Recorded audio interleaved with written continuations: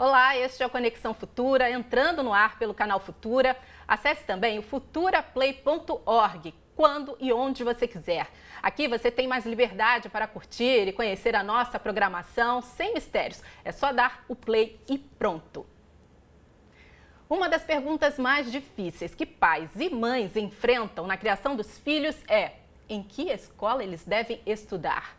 O projeto pedagógico não é necessariamente o único aspecto a ser considerado. Material escolar, localização e preço, no caso das escolas particulares, são fatores que contam na hora de decidir. No caso de renovação da matrícula, o desempenho escolar do filho naquele ano, a relação dele com colegas e professores e a abertura da escola para o diálogo com os pais também são questões essenciais. Para saber mais sobre as questões envolvendo matrícula e rematrícula escolar, eu converso por telefone com a Thalita Santos. Ela é psicopedagoga e orientadora educacional do SEAV Júnior. Boa tarde, Thalita. Olá, Thalita. Olá, como vai? Tudo bem, obrigada por participar do Conexão Futura. Eu gostaria de começar a conversa perguntando para você o que os pais normalmente consideram na hora de matricular os filhos. Eles olham muito a questão do preço, né? O custo-benefício, se a proposta pedagógica da escola é de acordo com aquilo que eles esperam para a criança. Também a questão da localização tem sido muito importante, né? Quem mora mais perto da escola para facilitar a logística da família. E questões diversas, como a qualidade das instalações, se é uma escola que tem sol, que tem um ambiente para recreação, e a qualidade das salas também. Agora, algo além disso que eles costumam deixar de lado, qual é a sua dica? O que eles devem observar? Eu sugiro sempre às famílias que eles escutem as crianças que estão envolvidas nessa matrícula, né? Às vezes levar a criança para conhecer a escola faz toda a diferença na decisão. Muitos pais tomam a decisão baseada mais naquilo que eles conhecem, não na própria experiência do filho. É importante saber como que é a rotina escolar também, quando for visitar uma escola, quais são as propostas psicopedagógicas sobre as instruções que eles dão às professoras e às monitoras que acompanham as crianças, né? E conhecer também como é a questão da afetividade da escola, se é uma escola muito fria, se é uma escola que participa melhor. Observar essas questões é muito importante. Agora, assim, você fala, né, de prestar atenção, observar o conteúdo, inclusive, o método pedagógico da escola. Agora, de que maneira os pais podem fazer isso? Ainda mais numa primeira experiência, né, na primeira matrícula do primeiro filho. Uhum. É importante conhecer as diversas vertentes pedagógicas para poder avaliar melhor. Existem escolas que têm uma proposta mais tradicional, com vários anos já de conhecimento pedagógico e que trabalham de uma forma mais específica.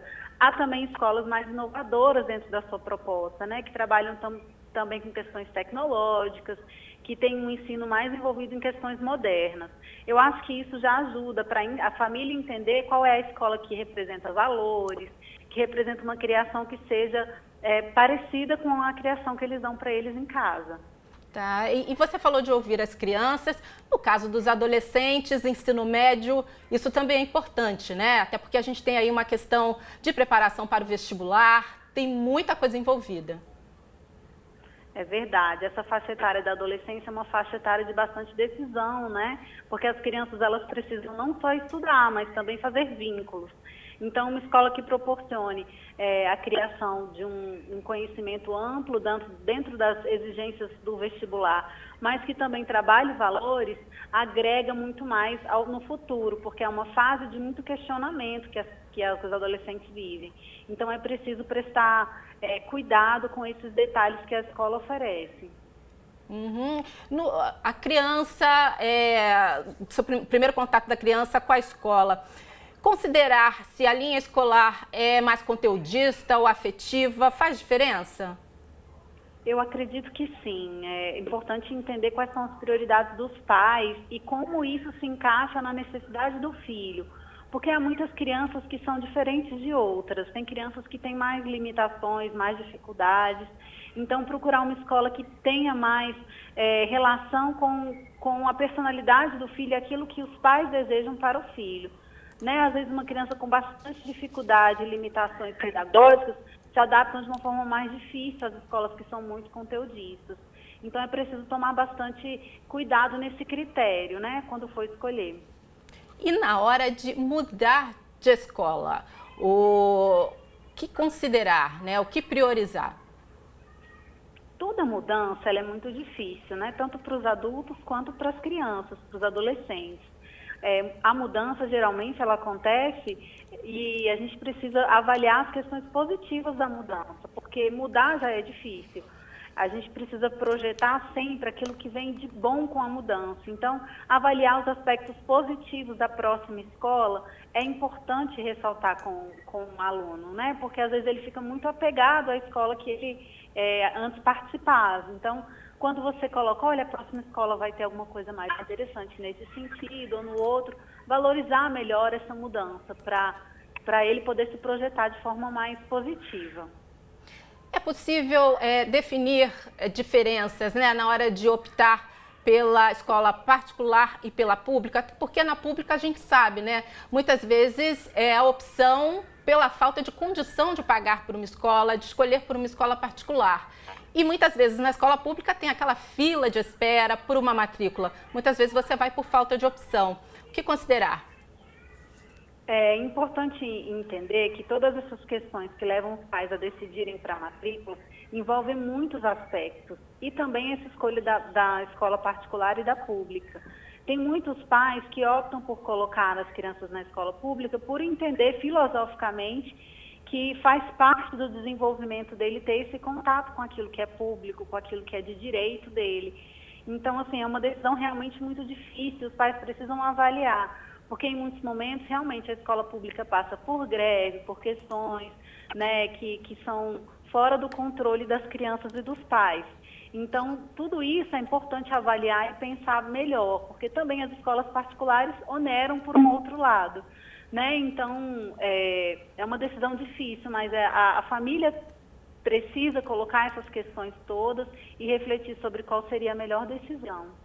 Tá, ok. Como acompanhar o processo pedagógico da escola ao longo do ano para poder pensar mais adiante numa renovação de matrícula? É importante estabelecer um canal de comunicação seguro com a escola ao longo do ano. Muitos pais recebem notícias sobre mau desempenho do aluno no final do ano, né? Então, aquele pai que está presente, que procura saber o que a escola tem feito, que vai nas reuniões, que sabe quais são as etapas que o filho tem passado, ele consegue ter mais segurança para essa decisão da renovação da matrícula.